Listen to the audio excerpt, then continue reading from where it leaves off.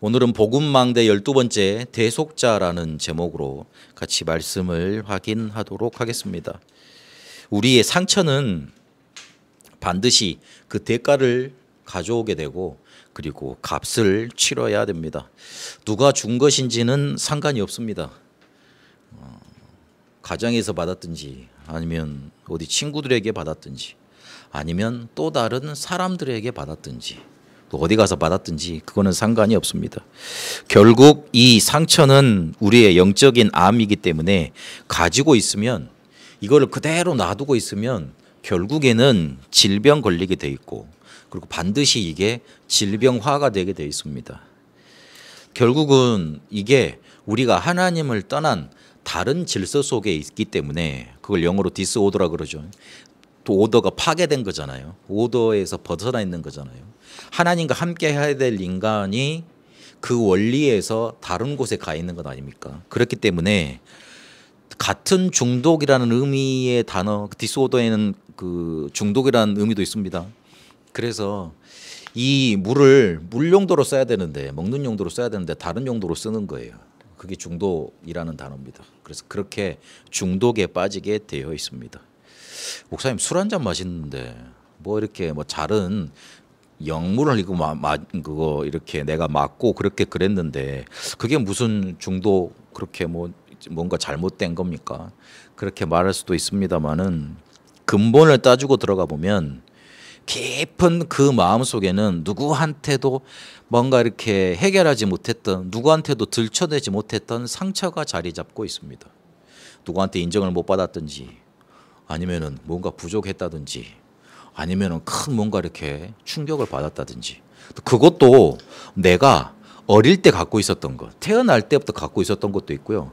그리고 지나가면서 이게 또 발전되는 게 있고 굉장히 복잡합니다. 사람이라는 게 공장에서 찍어낸 공산품이 아니지 않습니까? 자동차 같으면 거기서 자동차도 만들어내는데 다 각기 만든 사람에 따라서 이게 또 다르더라고요. 그런데 자동차 같으면 어떤 매뉴얼이 있어가지고 이게 잘못이 됐어요. 그럼 그것만 딱 빼내고 다른 부품 사다가 끼워 넣으면 되잖아요. 근데 인간은 그게 안 돼요. 아직 뇌라는 것도 지금 뇌과학이 계속 발전한다 그러지 않습니까? 뇌과학이 발전 안 된 이유가 있죠. 왜 그러겠어요? 누가 연구하려고 내 뇌를 내놓겠냐고요. 생각을 해보세요. 손이나 이런 것들 있잖아요. 그런 것들이야 쉽게 그냥 갖다 주잖아요. 그럴 수 있죠. 그러면 보고 할 수 있잖아요. 그런데 뇌는 이게 굉장히 큰 이렇게 두개골로 이렇게 합쳐져 있고요. 그리고 제가 이번에 교육받다 보니까 신기하네. 옛날에 배웠던 건데 너무 신기하더라고요. 어떤 약물이나 이런 게 우리 뇌 속에 침투하지 못하도록 하나님이 막을 딱 하나 만들어 놨더라고요. 그 우리가 중독 물질에 걸리는 그런 마약이나 그런 거 있지 않습니까? 그거는 이런 것들을 뚫고 들어와서 우리 뇌를 뭔가 이렇게 막 혼란시키게 만드는 거라 그러더라고. 그래서 뭔가 이렇게 외부에서 어떤 물질이 우리 몸속에 들어오면 그게 우리 뇌에 영향을 받지 못하도록 두개골만 있는 게 아니고 장벽이 있어요. 뇌혈관 장벽이라고. 와, 공부 좀 내가 더 잘해 놓을 걸. 그래가지고 내가 하나님 참 창조 신기하다 그렇게 생각을 했어요.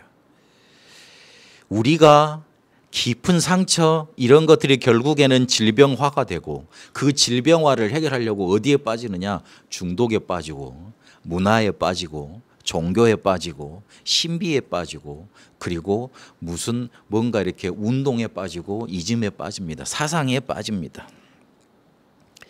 골로새서 3장 5절에서 6절까지 보니까 탐심은 곧 우상 숭배니라 그랬습니다.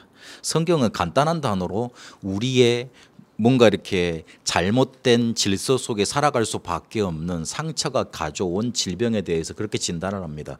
탐심은 곧 우상 숭배니라 그랬습니다. 욕심 가질 수 있는데 그게 결국은 어떻게 되느냐? 더 많이 차지하고 싶은 더 갈망하고 싶은 탐심이 되는 거예요. 야고보서 1장 5절은 이렇게 말을 합니다. 욕심이 잉태한 즉 죄를 낳고 죄가 장성한 즉 죄가 자란 즉 사망을 낳느니라 그렇게 말하고 있습니다. 우리는 절대 불가능 속에 그렇게 빠지게 돼버린 겁니다. 그래서 사람은 어떻게든 이 상처를 해결하려고 노력을 합니다. 상처를 가지고 있으면 불편하니까 힘드니까 어려우니까 아프니까 이거를 해결해 보려고 합니다. 그래서 세상에 많은 상담과 치유가 그런 기법들이 많이 발전돼 있습니다. 근데 이 상담과 치유는 결국에는 뭘 규정을 하고 어떤 방법을 나타내서 치유를 하려고 노력을 하는 거냐면 우리의 문제가 무엇인지 그거부터 규정을 해놓고 그러면 문제가 규정이 됐으면 그거를 해결하려고 나타내는 방법들로 나와진 게 상담과 그런 기법들입니다. 그래서 수많은 이론들이 많이 있죠. 치료법들이 많이 있죠. 결국 뭘로 이거를 확인을 하냐면 사람의 문제는 사람한테 책임이 있다는 거예요. 사람이 무한한 가능성이 있는데 어마어마한 능력을 가지고 태어났는데 이거를 개발 못 해줘서 뭔가 이렇게 사람 문제를 해결할 수 없다고 말하는 거예요. 그게 인본주의 치료법 그렇습니다. 사람이 대단하다는 거예요. 우리가 그 중학교에는 다 도덕 시간에 다 배웠죠. 뭐라고 배웠습니까? 성선설 그렇게 배웠습니다. 사람은 착하게 태어나는 거예요. 그래서 그 착함을 다 돋보아 주면 이렇게 부각시켜 주면 문제를 해결받을 수 있고 스스로 문제를 해결해 간다는 거죠. 그렇게 말을 합니다. 이 문제가 무엇인지 어떻게 인식을 했느냐에 따라서 방법과 해결책이 나오는 겁니다. 즉, 이 세상을 어떻게 바라보느냐, 철학, 그 관점, 인식론에 따라서 많은 방법과 해결책이 나오는 거예요. 예전 고대에는 자연 철학, 자연이 신이라고 말을 하고 그 신비한 세계에서 뭔가 우리에게 뭔가 이렇게 와줬다고 그걸 많이 말을 했습니다. 그런 다음에 무슨 뭐 이데아 사상 나오고 그 다음에 무슨 뭐 자연과학 나오고 막 그런 것들이 나왔습니다. 더 발전이 되니까 종교로 빠져들었습니다. 그 다음에 어떻게 됐습니까? 관념론 이런 거 빠지고 그 다음에 막 다 필요 없다. 그 다음에 뭐 비관주의 이런 걸로 빠지고 그러다가 결국에는 뭐 현대 와서는 뭐 아주 짬뽕이 돼버렸습니다. 실존주의 뭐 이런 것들 막 나타나게 됐습니다. 결국 인간의 문제를 인간이 규정을 하고 이게 문제야 생각을 하고 그런 다음에 이거를 해결하려고 많은 방법들이 나오는 거예요. 요즘은요. 사람이 사람의 문제를 해결해 줄 수 없기 때문에 동물이 해결해 줄 수 있다. 그래가지고 애완치료도 있어요. 그래가지고 동물들을 잘 돌보면서 애완견을나 애완묘를 잘 돌보면서 우울증을 치유하고 상담하고 그런 방법도 있습니다. 또 어떤 치유 방법은 사람의 문제는 뭔가 이렇게 자연에서 힐링을 받아야 되는 거다 그러면서 나무를 키우면서 이렇게 치유하는 그런 방법도 있습니다. 결국은 뭐죠? 문제를 어떻게 규정을 했고 그 문제에 따라서 해결책을 찾았기 때문에 그렇게 수많은 기법과 치료법들이 나오게 되어 있습니다. 여기서 좀 생각을 해봐야 될 게 모든 문제를 해결할 수 있고 모든 문제의 근원을 규정할 수 있는 이론은 이 세상에 없다는 겁니다. 그랬으면 그게 계속 지금까지 주류로 내려와서 인간 세계 속에 진리로 통용이 되고 있겠죠. 근데 그런 진리, 그런 이론은 없었습니다. 딱 하나 있습니다. 성경.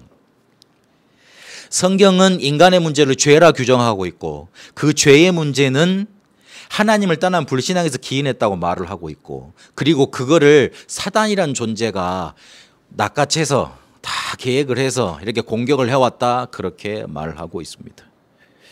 그래서 인간이 인간의 문제를 본 게 그게 해결하지 못하는 그 뭐라 그럴까 맹점이에요. 인간이 인간의 문제를 본 거예요. 나를 만드신 뭔가 존재, 그런 존재가 나한테 말해주는 문제를 귀담아 듣지 않고 인간이 인간의 문제가 이럴 것이다, 잘한다고 생각을 하고 규정을 하고 그게 문제라고 규정을 해놓고 해결책 방법을 찾은 겁니다. 그러니 근원적인 해결책이 거기서 나올 수가 없죠. 잘 생각해 보세요.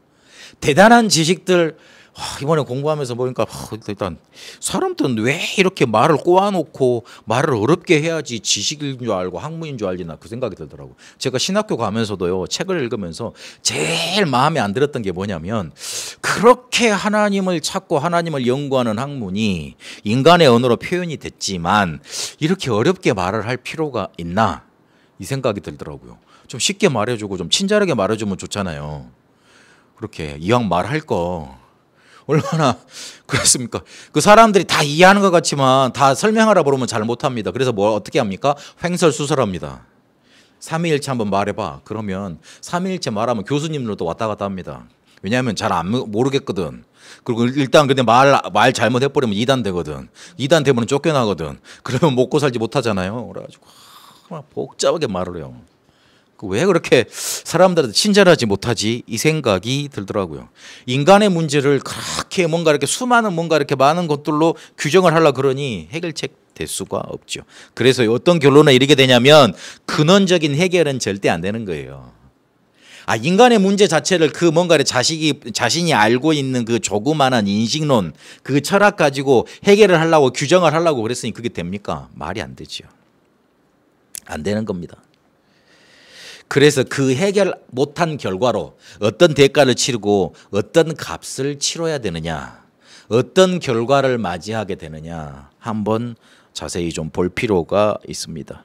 창세기 3장에 어떤 상처가 나오느냐, 자기가 살고 태어났던 자기 터전에서 쫓겨나는 상처를 받게 됩니다. 에덴 동산에서 태어났잖아요. 에덴 동산에서 아담과 하와가 살았지 않습니까? 그런데 거기서 쫓겨났습니다. 거기에서 뭐가 나타납니까? 수치심이 나타나고, 처음에 수치심을 느끼죠. 선악과를 먹고 나서 먹음직도 하고 보암직도 하고 지혜롭게 할 만큼 탐스러운 나무였는데 먹고 나니까 제일 먼저 드는 게 뭐였어요? 어떤 감정이었어요? 수치심이 먼저 들었어요. 둘이 벌거벗었으므로 무화과 나물 잎을 엮어서 이렇게 옷을 만들어 입죠. 제일 먼저 수치스러운 거예요. 이번에 그 강의하셨던 교수님들이 다 여자분들이시더라고요. 근데 공통적으로 어떤 분들이셨냐면 남편이 너무 술을 많이 먹으셔갖고 알코올 중독이 계셔가지고 너무 힘들었던 그런 과정들을 겪었던 분들, 그분들이 다 공부하셔가지고 박사가 되셨어요. 박사가 되니까 강사가 되고 목사가 되고 막 다 이게 하셨더라고요. 보니까 대단하시더라고 보니까. 그런데 그분들이 공통적으로 고백하시는 게 있더라고요. 내가 집에서 남편한테 맨날 두드러 맞고 그리 사는데, 그렇게 표현을 하시더라고. 두드러 맞고 사는데 이게 너무 부끄러워서 친정에는 죽었다 깨어나도 말을 못하겠더라. 그리고 내 가까운 사람들한테는 전혀 들키고 싶지를 않더라. 우리는 불쌍하다고 생각을 하고 한마디 거들고 막 그런 것들이 그 사람들한테 너무 수치스러운 거예요. 나는 뭔 그런 죄를 지었길래 이런 고통, 이런 뭔가 남들이 당하지 못하는 것 이렇게 살아야 되느냐. 사람이 말로만 해도 뇌에 영향이 갑니다. 말로 우리 저주하잖아요. 말로 우리한테 폭언 붙잖아요. 뇌 속에서 뭐 굉장한 스트레스 물질이 나옵니다. 그래가지고 그 뇌가 이렇게 딱 뭔가 이렇게 규정이 된다 그러더라고요. 그러니까 트라우마가 생기는 거예요. 트라우마가 상당히 뭔가 우리 뇌를 이렇게 파괴시켜 놓는 거예요. 그러니까 그 정신적인 질환까지도 발전이 되죠. 그런데 실제로 폭력을 당했다고 생각을 해보세요. 폭력을 당했다고 생각을 해보세요. 사람이라는 게 군대 가서도요, 애들이 잘 살다가 잘 있다가도 군대 가서도 이렇게 뭔가 큰 충격을 받는 게, 지금도 폭력이 없을 것 같고 그렇지만 대놓고 때리지는 않죠. 대놓고 때리진 않는다니까요. 그런데 심각한 뭔가가 있어요. 가보면. 그래가지고 막 싸우거나 뭐 하다가 이렇게 폭력을 당하고 생각을 해보세요. 뭐 어떻게 되는가. 굉장히 뭔가 무너져 버립니다. 내가 가장 사랑해서 사랑했던 사람, 나를 가장 잘 지켜줘야 될 그 대상이 나에게 폭력을 행한다. 나에게 폭력을 행한다. 그러면서 또 뒤에는 가서 싹싹 빌고 또 사랑한다고 말하고 용서해달라고 또 그런다. 그럼 얼마나 그게 막 이렇게 모멸감, 수치감, 나는 왜 이런 걸 당하고 살아야 되는 거 느끼지 않겠어요? 그런데 이 중독 문제에 한 40년 전부터 이렇게 사역하셨던 목사님을 만나서 성경을 알고 성경에 해결책이 있다는 걸 알고, 오랜만에 내가 다른 교단에서 이렇게 메시지를 듣고 그런데 전혀 이질감이 없더라고요.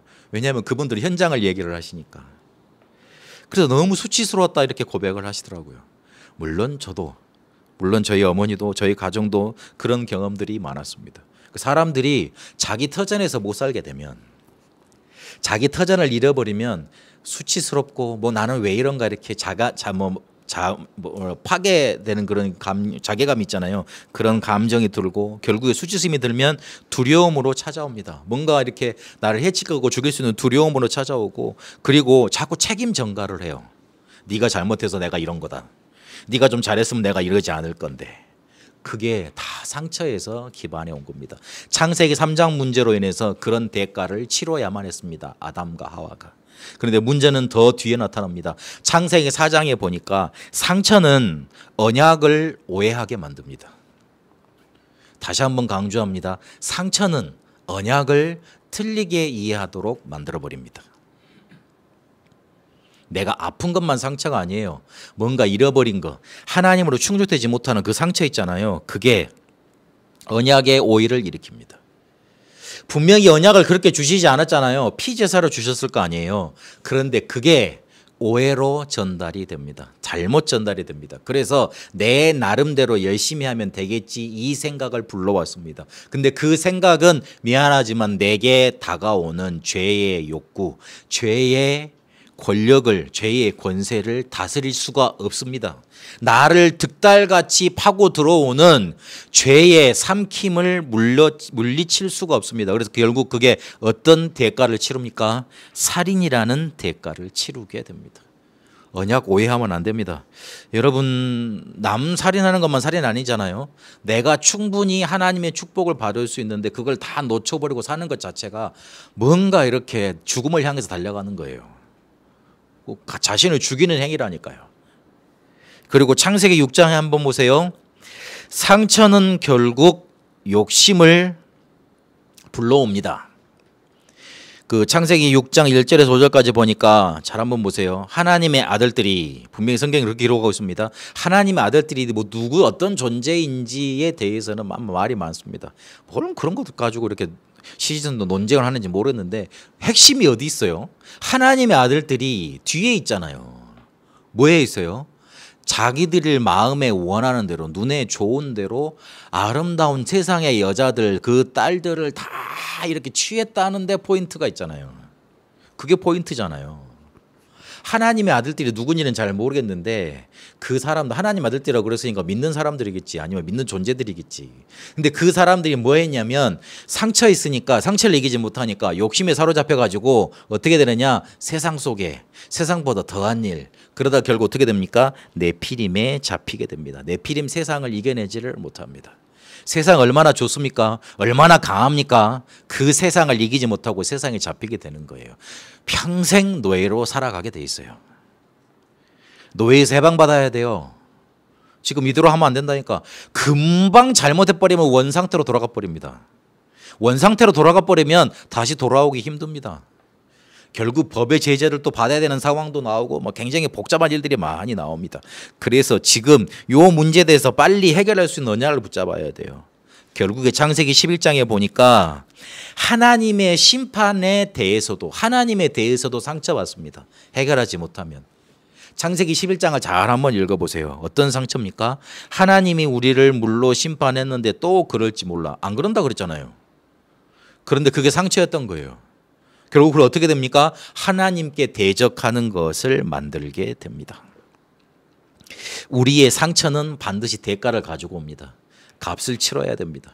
그래서 혹시나 갖고 있는 상처 버려버리세요. 혹시나 우리 청소년 랩런트들은 그럴지도 몰라요. 엄마 아빠가 나보다 다른 형제를 더 사랑한다. 나는 왜 이렇지? 이런 생각을 상처로 갖고 있을지 몰라요. 자야, 그거는 나중에 자라보면 알겠지만, 미안하지만 그런 게 아니에요.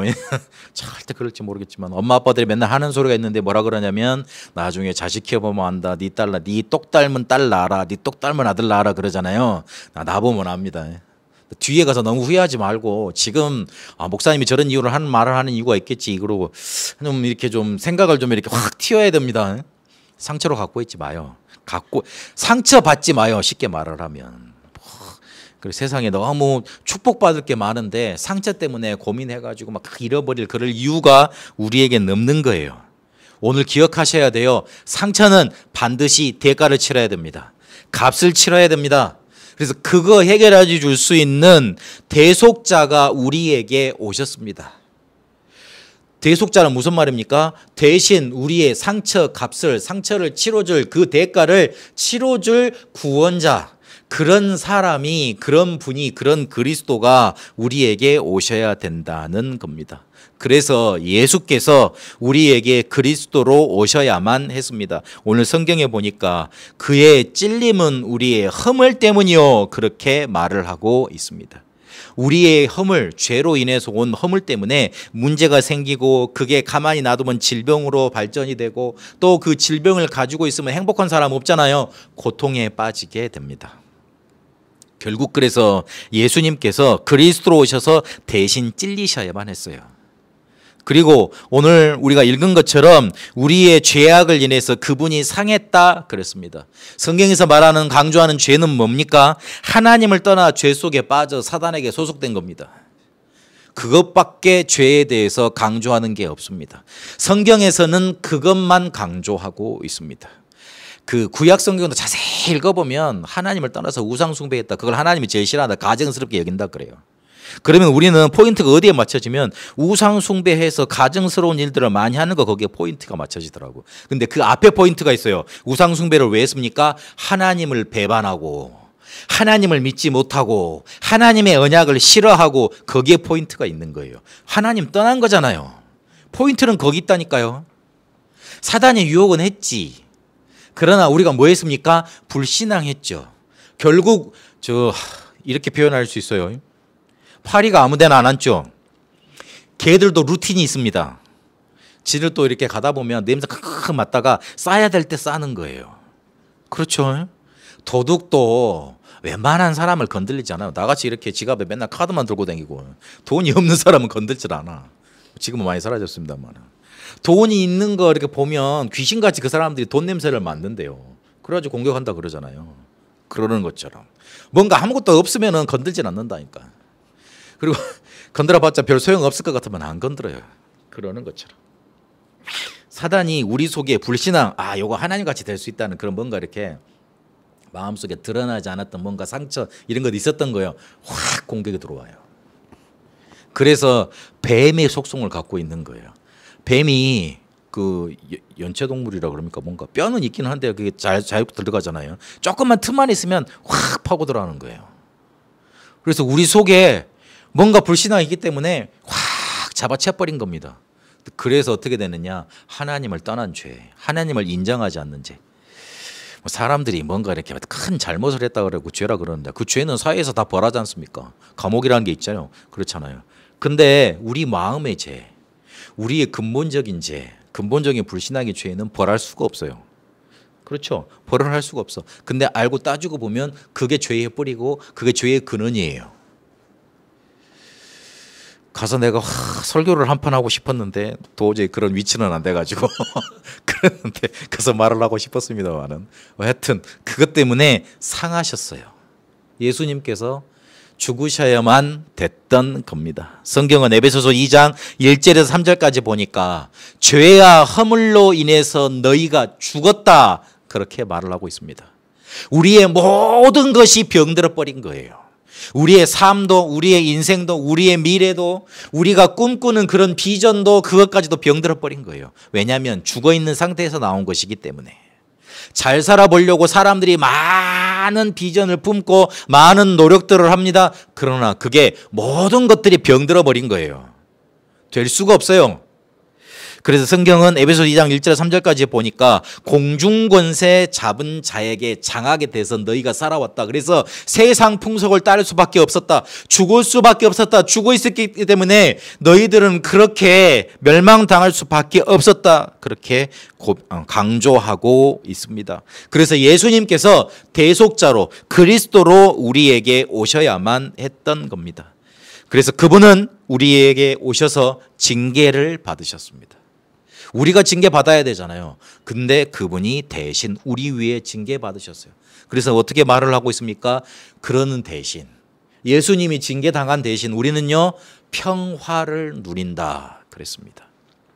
이스라엘 사람들은 평화라는 단어에 대해서 굉장히 민감합니다. 왜냐하면 전쟁이 끊이지 않는 나라였기 때문에. 우리나라가 지금 대한민국이 건국되고 난 다음에 대한민국이 시작되고 난 다음에 거의 70년, 80년 동안 전쟁이라는 게 없습니다. 전쟁이라는 게 없어요. 근데 이 작은 나라에 전쟁이 몇 번 있었습니까? 1000번 있었습니다. 1000번 있었어요. 우리나라 역사가 몇만 년이라, 몇천 년, 반만 년이라고 그러죠. 5000년이에요. 그럼 간단히 수식으로 나눠보세요. 5년마다 한 번씩 터진 거예요. 근데 자세히 따지고 보면 우리나라도 지금까지 오면서 많은 해전들, 국지전들이 많았습니다. 전쟁이란 거 혹시 여러분 모르겠으면 영화를 한번 보세요. 영화를 한번 보시라니까. 그리고 이렇게 막 그 가실적으로 그런 영화를 보세요. 그 다큐멘터리성을 가진 영화들 한번 보시라고. 2차 대전 얼마나 했는지. 어마어마합니다. 그 총 쏴면 그렇게 뭔가 막 자연스럽게 아주 낭만적으로 쓰러지고 영화에서 그럴 것 같습니까? 아니에요. 남자들은 군대 가보면 총기 사건에 대해서 막 다뤄주거든요. 엄청나요. 저는 처음에 가서 총을 쏘는데 대포 소리 같더라고요. 거기서 그 빵 소리를 귀에 대고 쏘니까 얼마나 큰 소리 나겠어요. 그리고 제가 수류탄도 던져보고 크레모어도 터쳐보고 탄약반장이어가지고 그 육군들이 다룰 수 있는 모든 뭔가 이렇게 폭탄은 다 다뤄봤거든요. 어마어마해요. 근데 그 속에 평안을 주셨다 그러면 이스라엘 사람들 깜짝 놀라는 거예요. 우리는 징계받아야 돼요. 뭔가 이렇게 잠시 내가 쉬고 싶은데 집에 이렇게 어떤 중독자나 정신문제 있는 사람 있다고 생각을 해보세요. 어떻겠어요? 한시도 마음 편안히 앉아서 쉴 수가 없어요. 저는 저희 외할머니의 고백을 아직도 기억이 나요. 치매에 걸리기 전에 저를 앉혀놓고 그냥 소파에서 그냥 본인 말씀을 하시는 거예요. 내가 네 이모보다 하루만 더 살고 죽었으면 좋겠다. 맨날 그렇게 기도한다 그러시더라고요. 나는 우리 외할머니의 마음을 이해할 수가 없더라고요. 너무나 맡길 데가 없어가지고 어느 기도원에 맡겨놨는데 그 기도원에서 연락이 왔더래요. 데려가라고. 데려왔더니만 뭔가 이렇게 막 그 여자로 뭔가 이렇게 당할 수밖에 없는 뭔가를 막 그걸 당했던 거야. 그런데 그거를 뭔가를 치료를 해놓고 또 다시 그 기도원에 데려다 놓고 내려오셨다 그러더라고요. 내려오시면서 많이 우셨대요. 하나님, 내가 무슨 죄를 지었길래 나에게 이런 고통을 주십니까? 우리가 문제 당하면 우리한테 평화가 찾아올 수 없지 않습니까?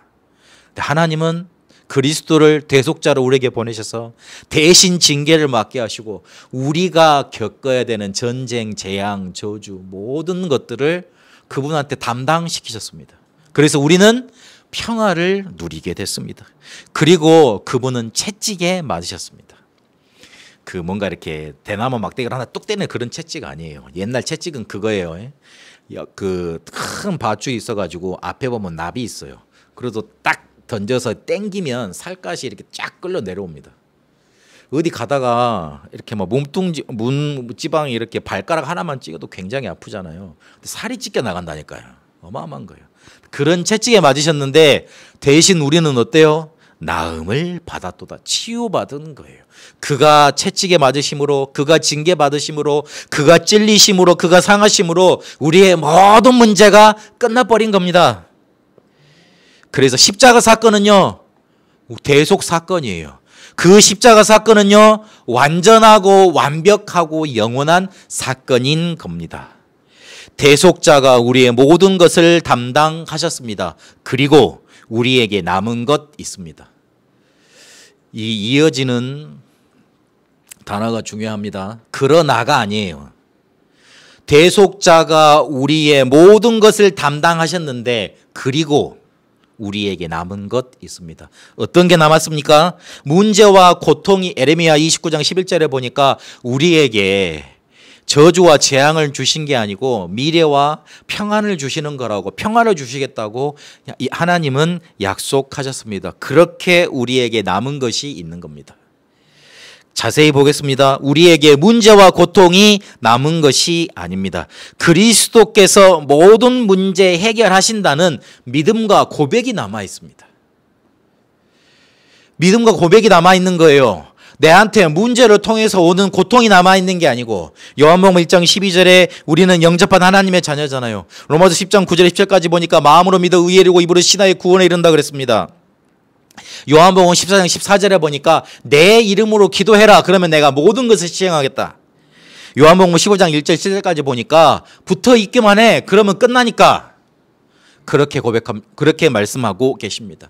문제와 고통으로 우리에게 주신 것 아니에요. 믿음과 고백으로 우리에게 허락하신 겁니다. 그리스도께서는 나의 모든 문제 해결하셨고 또 해결하신다. 그 믿음과 고백을 하나님은 받기를 원하시고 우리에게 그게 남아 있습니다. 그리고 두 번째로, 그렇다면 문제와 고통은 더 이상 나의 것이 아니에요. 요한복음 2장 갈라디아 2장 20절에 있는 것처럼 그리스도께서 나의 주인 되실 때 변화의 역사가 일어나기를 시작합니다. 포도주가 변하여 물이 된 것처럼 가나 혼인잔치에 예수님께서 주인 되시잖아요. 변화의 역사가 일어났습니다. 갈라디아 2장 20절에 보니까 상처가 발판이 되는 기적이 그때부터 일어나는 겁니다. 내가 죽었어요. 그런데 그리스도께서 내 안에 살아가셔서 나를 인도하고 계시는 거예요. 그래서 그게 남아 있습니다. 문제와 고통은 더 이상 내 것 아닙니다. 그렇게 고백하셔야 돼요. 대속자를 정말로 내가 붙잡고 있다면. 그리고 더 나아가서 렘넌트 7명의 고백들을 보세요. 대속자를, 그리스도를, 메시아를 붙잡았던 그들의 한번 고백을 보세요. 문제, 고통과도 상관없다. 그렇게 고백을 합니다. 왜냐고요? 하나님이 우리를 서밋으로 부르셨기 때문에 하나님의 계획을 확신하고 말씀을 따라서 천명 이루는 삶을 살아가기 때문에 하나님은 우리를 서밋으로 부르셨습니다. 그래서 하나님의 계획 확신해야 돼요. 말씀의 흐름 따라가다 보면 우리의 천명이 이루어지게 돼 있습니다. 그래서 문제, 고통과도 상관없는 거예요. 렘넌트 7명을 잘 쳐다보세요. 그런 모델들을 한번 잘 쳐다보세요. 문제, 고통 때문에 이제 못하겠다. 나 이제 신앙생활 못하겠다. 그렇게 주저앉았는지. 그렇지 않습니다. 끝났습니다. 대속자가 우리의 모든 것 담당하셨기 때문에 그리고 우리에게 남은 것, 문제, 고통 내 것 아니야. 이제 그리스도께서 완전히 해결하실 거야. 또 해결해 가지고 계셔. 나의 것 아니야. 상관없어. 요 고백 여러분 속에 넘쳐나게 되시기를 축복합니다. 그래서 말씀 우리 맺도록 하겠습니다. 끝을 내세요. 끝을 내세요. 그리고 끝을 향해 가세요. 예수님은 이렇게 우리에게 끝에 대해 말씀하십니다. 내가 너의 상처를 끝냈으니 이제는 내가 이끄는 끝을 향해 나아가라. 그렇게 말씀하고 계십니다. 예수님이 감람원에서 제자들에게 40일 동안 하나님 나라와 그 일을 말씀하시고 그리고 승천하시면서 뭐라 그랬습니까? 모든 민족에게 가라. 만민에게 가라. 그래서 그들을 제자로 삼고 내가 너에게 분만 모든 것을 가르쳐 지키게 하라. 그래서 세상 끝날까지 너와 항상 함께 있겠다. 가서 치유해주고 내 이름으로 귀신 쫓아내고 그리고 그 사람들을 살려줘라. 내가 너희와 보좌에서 함께 하겠다. 내가 너희에게 성령의 충만을 줄 것이다. 그래서 증인돼서 땅 끝까지 이르게 할 거다. 그렇게 말하고 계십니다. 예수님께서 우리의 상처 끝내셨습니다. 그래서 이제 내가 이끄는 끝을 향해 따라오라. 그렇게 말씀하고 우리에게 명령하고 계십니다. 첫 번째로 끝났다는 거 요거 확신하셔야 돼요. 요한복음 19장 30절에 보니까 끝내셨어요. 예수님이 그리스도의 일을 하시고 로마서 5장 8절에 보니까 우리가 아직 죄인 되었을 때에 히브리서 2장 14절 15절에 보니까 우리가 마귀에게 의해서 잡혀가지고 벌벌 떨고 있을 때 그때 이미 끝내 놓으셨습니다. 그래서 더 이상 내 상처는 내 것 아닙니다. 에레미야 29장 11절을 봤죠. 축복으로 우리에게 주신 겁니다. 그리고 사명으로 갈 수 있는 길되는 발판으로 우리에게 주신 겁니다. 마태복음 16장 17절 19절에 보니까 어떻게 우리를 하신다 그러면 반석으로 만드신다 그랬어요. 반석이라 그랬어요. 예수를 그리스도로 고백하는 사람. 우리 자체가 맨날 흔들리는데 어떻게 반석이 돼요? 그렇게 붙드시니까 반석이 되는 거예요. 우리가 맨날 흔들리잖아요. 예수를 그리스도로 고백해놓고 날마다 불신앙 안 합니까? 더 하지요. 더 할 수도 있고 더 문제 올 수 있어요. 그런데 반석이라고 그랬잖아요. 뭐 그랬습니까? 그렇게 내가 만들 것이니까 그렇게 너를 붙들고 있을 거니까 흔들리지 않도록. 이사야 41장 10절에 보니까 두려워하지 말라 놀라지 말라 내가 너와 함께 하겠다. 나의 의롭고 강한 팔로 너를 붙들리라. 그렇게 말씀하고 계십니다. 우리가 두렵고 하고 흔들릴 일 얼마나 많지 않습니까? 붙드시는 거예요. 그리고 음부의 권세가 이기지 못하리라. 그리고 천국 열쇠를 주신다고 약속하고 계십니다.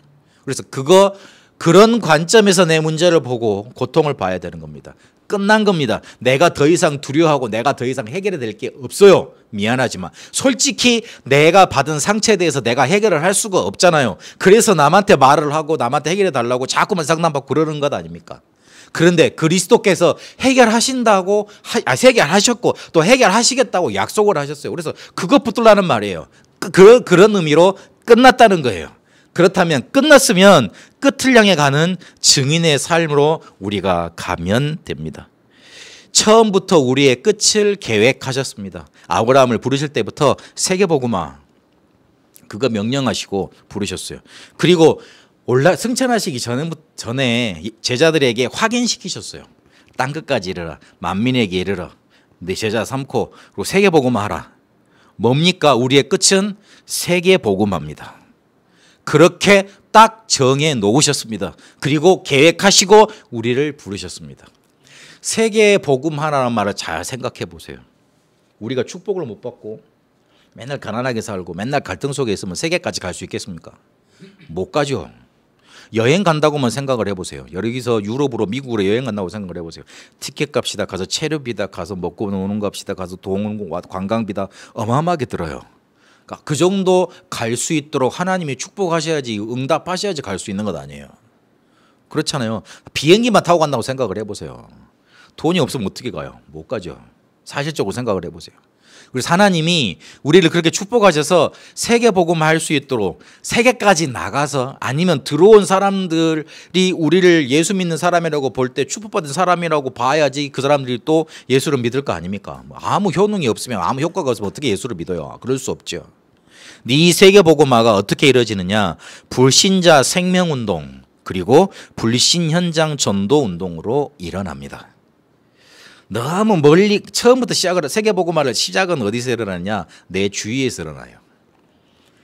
우리 세계복음화 그러니까 끝까지 가야 된다고 많이 그것만 생각하고 있는데 그렇지 않아요. 내 주위에 불신자가 살아나는 거 그걸로 세계복음화가 시작이 됩니다. 그래서 거기에 방향 맞추고 있어야 됩니다. 저는 저의 끝을 이렇게 발견을 했습니다. 다음이라고 발견을 했습니다. 영어로는 DER 미션이라고 발견을 했습니다. D는 여러분 아시죠? 다락방.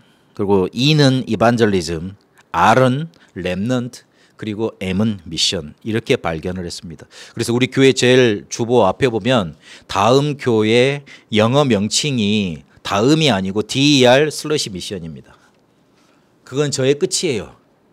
첫 번째, 이 다락방은 성경적인 전도 운동이잖아요. 이 성경적인 전도 운동으로 세계복음하는 것, 그걸 저는 끝으로 붙잡았습니다. 그리고 복음이에요. 복음, 그 성경적인 다락방 전도 운동이 되려면 복음으로 사람을 살리는 게 돼야 됩니다.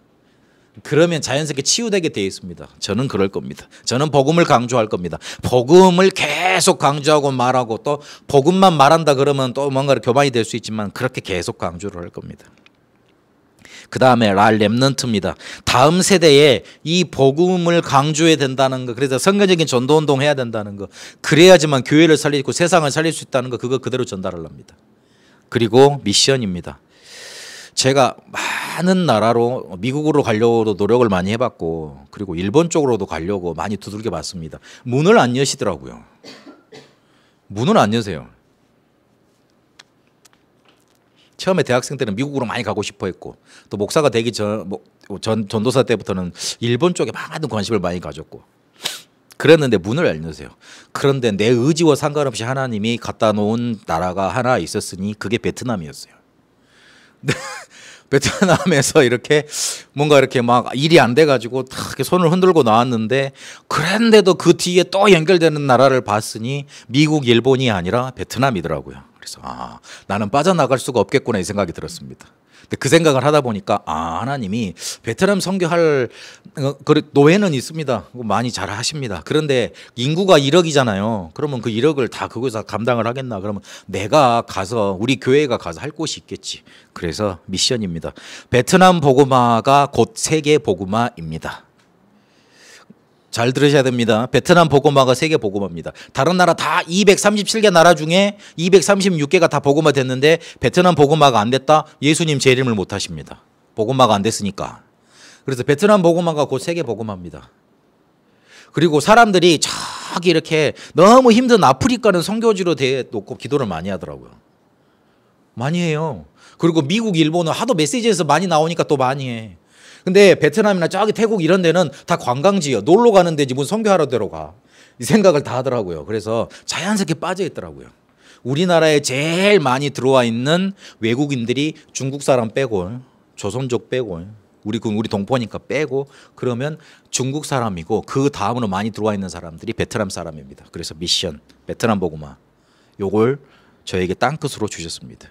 그래서 교회 이름도 그렇게 지어진 거예요.